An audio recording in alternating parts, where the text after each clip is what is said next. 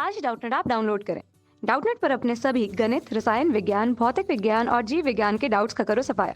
बस प्रश्न की फोटो खींचो, एक ही प्रश्न को क्रॉप करो और तुरंत वीडियो सोल्यूशन पाओ। अभी डाउनलोड करें।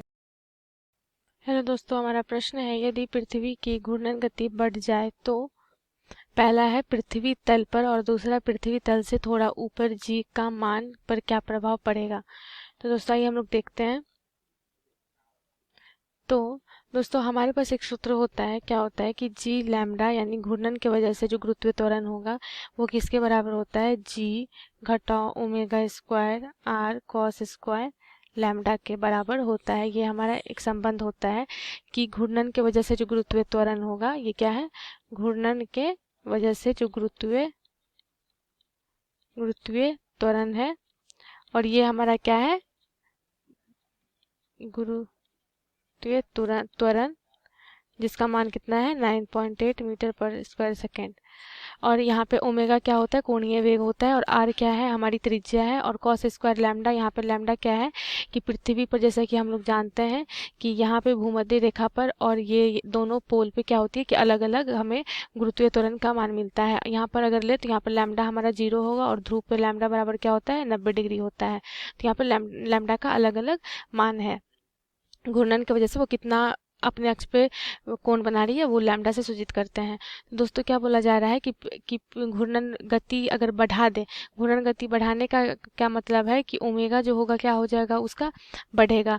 तो अगर ओमेगा यहाँ पे हम लोग बढ़ा देते हैं, ओमेगा बढ़ा देते हैं तो ये जी में से क्या होगा कि ओमेगा बढ़ा देने से फिर यहाँ पे क्या होगा कि उसका त्रिज्या भी गुणा में है, तो ओमेगा की घात 2 से वो बढ़ रहा है। ये पूरा क्या करेगा, ये पूरा परिमाण बढ़ेगा, तो उससे क्या हो जाएगा कि हमारा जी के मान से वो उतनी क्वांटिटी क्या होगी, घटेगी।